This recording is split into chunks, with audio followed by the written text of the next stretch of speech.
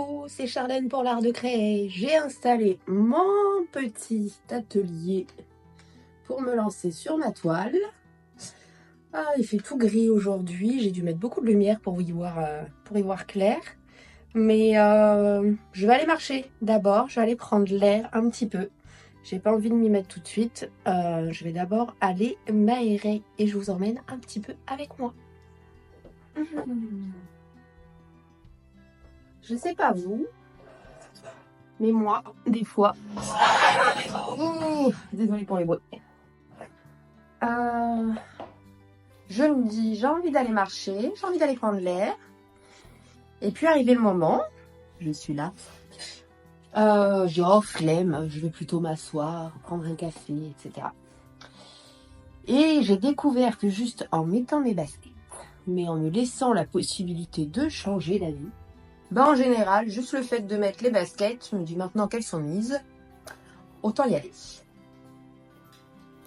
Et j'ai remarqué que ça me faisait beaucoup de bien d'aller m'aérer. Et que c'est là que beaucoup d'idées aussi venaient. Et beaucoup d'idées s'éclaircissaient.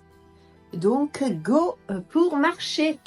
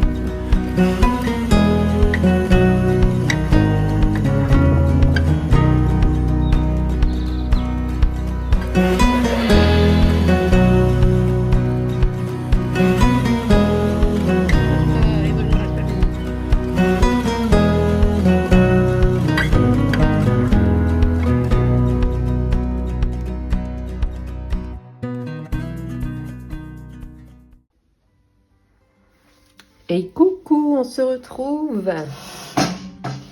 J'arrête de faire du bruit avec cette chaise, ça doit me casser les oreilles. Hop.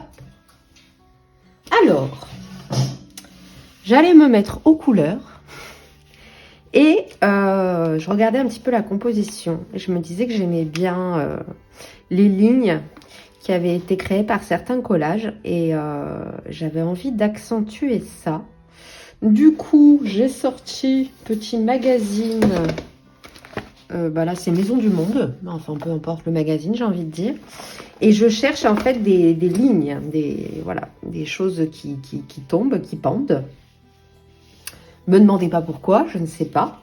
Mais j'ai envie de jouer avec ça. Et du coup, je suis servie puisque je vais jouer avec tout ce qui est luminaire tombant. Donc, j'ai déjà commencé à en découper quelques-uns. Et donc, finalement, nous allons faire encore quelques collages. Voilà, je vous emmène avec moi, vous avez dit, dans le processus complet. Donc, c'est parti pour les petits découpages de magazines.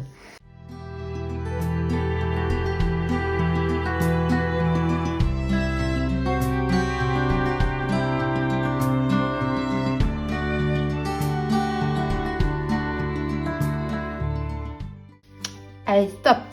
Et alors, après, on va jouer à insérer des petites choses.